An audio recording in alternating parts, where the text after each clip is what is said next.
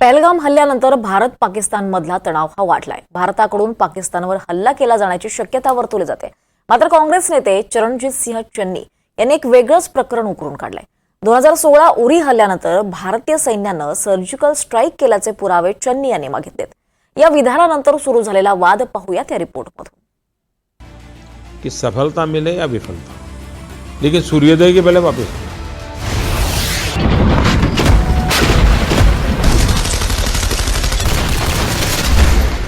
ये सुबह के पैर में जो रात का यानी अलस सुबह के वक्त ये सारा वाक़या हुआ है और ये एक सोचे समझे मंसूबे के तहत उन्होंने किया है। 2016च्या उरी हल्ल्यानंतर भारतानं खरंच सर्जिकल स्ट्राईक केला? हा प्रश्न आहे काँग्रेस नेते चरणजीत सिंह चन्नी यांचा। हमारे देश में आकर कोई बम गिरे पता नहीं चलेगा। कहते जी पाकिस्तान में हमने सर्जिकल स्ट्राइक किए थे, कोई कुछ नहीं हुआ, कहीं नहीं दिखे सर्जिकल स्ट्राइक, किसी को नहीं पता चला। 2016 मध्ये उरी हल्ल्यानंतर भारत पाकिस्तानवर चांगलाच खवळलाय। भारतीय सैन्याच्या तळावर हल्ला करणाऱ्या दहशतवाद्यांना आणि दहशतवाद्यांना थारा देणाऱ्या पाकिस्तानला कोणत्याही परिस्थितीत धडा शिकवायचा होता। म्हणूनच भारतानं एक ऑपरेशन आखलं, ते होतं सर्जिकल स्ट्राइक। मैं जानता हूं कि ये बहुत बड़ा रिस्क था और रिस्क मुझे राजनीतिक फायदे और नुकसान वाला रिस्क मैं कभी सोचता नहीं हूं। मेरे जवान, उनका कोई नुकसान नहीं होना चाहिए, क्योंकि वो हमारे शब्द पर जिंदगी लगाने के लिए निकल पड़े। तो उसके लिए जो कुछ भी साधनों की जरूरत थी, उसको भी कुछ साधन भी जुटाए गए ताकि कोई तकलीफ ना हो। फिर हम जब बैठे तो हमने निर्णय किया कि भाई अब सो एंड सो डेट हम करेंगे। कौन कहां रहेगा उसका मेन टीम के लोग वो भी तय किया और तय ये किया कि सूर्योदय के पहले हमारे लोग वापस आ जाने चाहिए। और मैंने स्पष्ट आदेश दिया था कि सफलता मिले या विफलता, उसकी चिंता छोड़ देना, लेकिन सूर्योदय के पहले वापस आना है। हम इस मोह में पड़ जाएं और फिर लंबा खींच ले, ऐसा नहीं। जो भी करना, कैजुअलिटी नहीं होनी चाहिए, सक्सेसफुल मिशन, सक्सेसफुल हुआ विफल हो, लेकिन सूर्योदय के पहले वापस आना है। हो सकता है हम विफल होकर के लौटना पड़े तो विफल होकर लौट, मतलब सुसाइड मिशन नहीं था, लेकिन मैं मेरे जवानों को मरने नहीं दूंगा। भारतीय सैनिकांनी पाकिस्तानात लपून बसलेल्या दहशतवाद्यांचा खात्मा केला। दहशतवाद्यांचं तळ उद्ध्वस्त करून सैनिक सुखरूप परतले।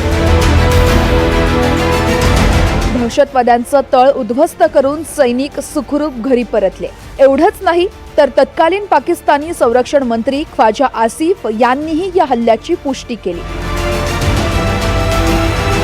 ये सुबह के पैर में जो रात का यानी अलस सुबह के वक्त ये सारा वाक़या हुआ है और ये एक सोचे समझे मंसूबे के तहत उन्होंने किया है।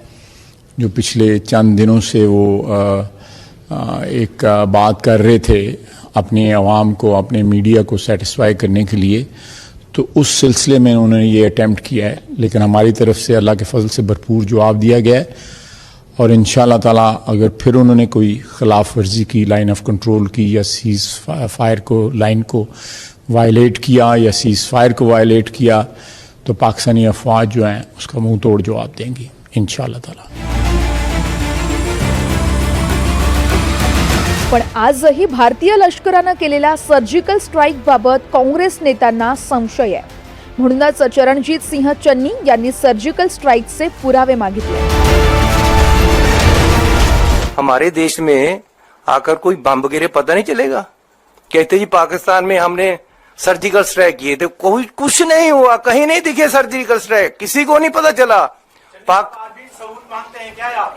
अरे मैं तो हमेशा मांगता रहा हूं भैया, लेकिन आज देश के लोगों की जरूरत है उनके जख्मों पे मल्लम लगाने की। हम डिमांड करते हैं कि भैया कुछ करो, बताओ देश को कौन है आदमी और उनको सजा दो। पहलगाम हल्ल्यानंतर भारतीयांच्या मनात आक्रोश आहे। त्यामुळे पाकिस्तानवर पुन्हा एकदा सर्जिकल स्ट्राईक करावा असा सूर उमटतोय। पण विरोधकांनी सर्जिकल स्ट्राईकवरच संशय व्यक्त केल्यामुळे भाजप नेतेही चांगलेच आक्रमक झाले. चन्नी साहब पैरेलल प्रेस कॉन्फ्रेंस करेंगे और पैरेलल प्रेस कॉन्फ्रेंस करके कहेंगे कि 2019 में पुलवामा के समय भारत की सेना ने, भारत की वायुसेना ने जो सर्जिकल स्ट्राइक पाकिस्तान के ऊपर किया था वो गलत था, वो हुआ ही नहीं था. उनके शब्द हैं, मैं पढ़ रहा हूं. आपके देश पर कोई बम गिरा जाए और आपको पता न चले, कहीं कुछ नहीं हुआ था, कोई सर्जिकल स्ट्राइक नहीं हुआ था, किसी को पता नहीं चला, कुछ नहीं दिखा, और मैंने तो हमेशा इसका सबूत मांगा है. पहलगाम हल्ल्यानंतर सरकारने कडक पावलं उचलून पाकिस्तानला बेजार केलंय. अगदी वेळ पडलीच तर भारत युद्धासाठीही सज्ज झालाय. अशा स्थितीत सत्ताधारी आणि विरोधकांमधला हा विसंवाद फारच निराशाजनक आहे. Bureau report, NDTV Marathi.